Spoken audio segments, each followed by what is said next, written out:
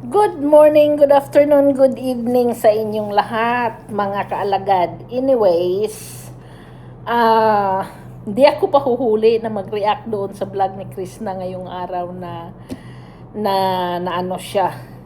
Naglipat na siya sa bago niyang bahay. Alam mo, nanood ako sa kanya. I was so emotional dahil alam mo yung feeling na excited ka na makalipat sa bago mong bahay. Pero in a way, para din akong nalulungkot dahil mag-isa lang siya doon. Although sasamahan siguro siya ng pinsan niya, tatay niya o ano. Pero wala siyang pamilya, hindi niya kasama yung nanay at papa niya.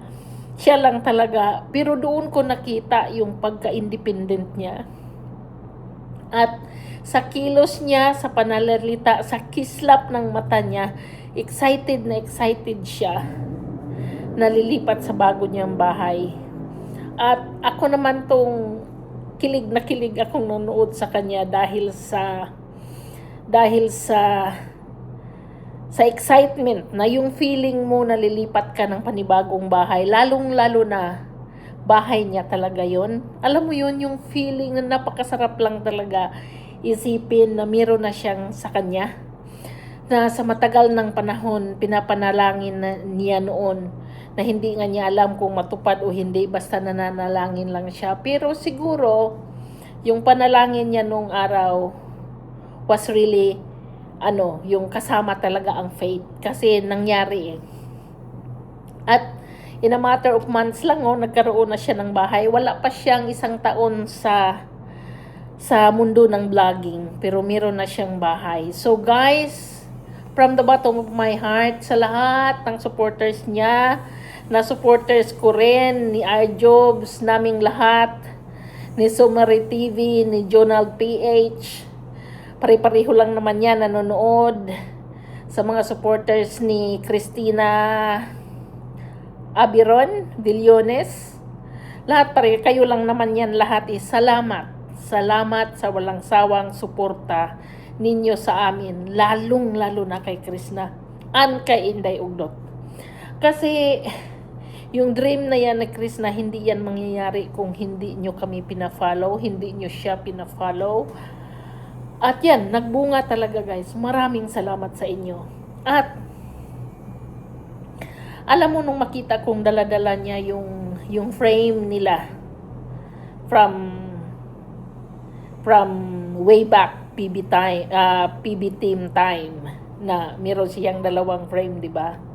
Maganda 'yon. Ilagay niya 'yon sa dingding kung saan palagi niyang makikita. Dahil yung frame na 'yon, meron yung magre-remind yun sa kanya na once upon a time, dininig ng Diyos ang panalangin niya. Once upon a time, nagpadala ng anghel ang Panginoon para maahon siya sa kahirapan na iyon. At nandyan na siya ngayon. I know she wasn't asking too much. Yun lang yung mairaos niya yung kahirapan nila. Andyan na.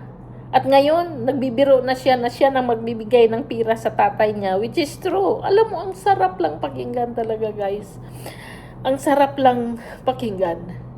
Naiyak lang ako dahil naisip ko din na nung araw na nagkaroon ako ng bahay, nitong bahay na ito at yung bago kong bahay, may awa ang Diyos sa Davao, at nagkaroon ako ng sasakyan. Alam mo, pangarap yun ng papa at mama ko na magkaroon ng bahay na maayos at sasakyan.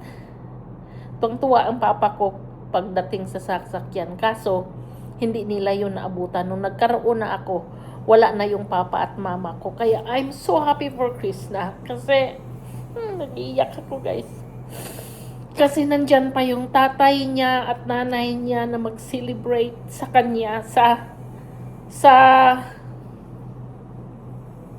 mag-celebrate with her sa success niya.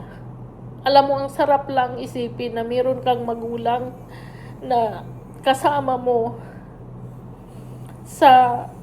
naiyak talaga ako guys. Naiyak talaga ako. Masaya naman ako kay Krishna. Kaya lang naalala ko nga yung papa't mama ko. Pero anyway guys, si Chris na naman ang pinag-uusapan natin dito. I'm happy for her na nakamit niya yun, nabuhay pa ang tatay at nanay niya. So dahil Chris, ipasalamat po talaga yan sa Panginoon dahil kasama mo sila. At yun, hindi man sila palaging nandyan sa'yo araw-araw, minuto, pero you're old enough to stand with your own 2 feet. So kaya mo yan. At yung mga maliliit na bagay na lang na kulang dyan sa bahay mo, mangyayari yan very soon. Dahan-dahan naman yung pag-develop talaga ng home eh. Hindi naman yung bahay kasi ipatayo mo lang yung structure, tapos yung paggawa ng home is dahan-dahan yun. So good luck sa'yo, and I'm happy na on your birthday, nandyan ka na talaga sa malaking bahay mo. I'm so happy for you. It's beyond me, naiiyak ako. At sorry ha, sa mga bashers, sasabihin na naman ninyong nagdrama ako. Hindi ako nagdadrama. Naalala ko lang talaga ang papa't mama ko na hindi nila naabutan yung panahon na meron na akong sariling bahay at meron na akong sasakyan. Yun lang, na ano ko lang. Pero si Chris na ngayon, nandyan pa yung tatay, mama at papa niya. So sana pahalagahan niya, and I know she will kasi mabait na bata si Chris na. At napakaganda yung window niya na blue sa labas tingnan. Kasi ano yun, 10-10 blue. Then pagdating sa loob, maliwanag na maliwanag. Ang gandang idea ng ginawa niya na blue ang labas, na hindi siya masyadong kita sa loob. Kaya ang ganda ng bahay ni Chris na guys. Ang sarap siguro magkapi-kapi niyan, magkukuya-kuya-kuy ka sa umaga habang nagfa-fog yung paligid. Nandyan ka sa labas, nagkapi-kapi, nagmumuni-muni. At alam ko, as I said, na yung frame na yan na nandyan, na nasa kanya, no matter how painful it was for her, yung ending, alam kong pahalagahan niya yun dahil yun ang mag-remind sa kanya na because God sent an angel, because God sent someone, because God answered her prayers, kaya nangyari yung lahat na yun. It will be, those frames will be a good reminder sa kanya na those were the days na dininig ng Diyos yung dalangin niya. Kaya, alam mo, I'm so emotional for her. At alam kong naiyak siya dahil pinutol na niya, biglang naputol yung live niya. Alam kong naiyak yun kasi may sabi siyang naiyak ako. So, dahil Chris, happy birthday to you in advance. And I know na masayang-masaya ka. I'm so happy. Ang puso ko parang punong-puno ng saya para sa'yo. And I hope magawa mo pa lahat ang mga nais mong gawin with a humble heart. Bye!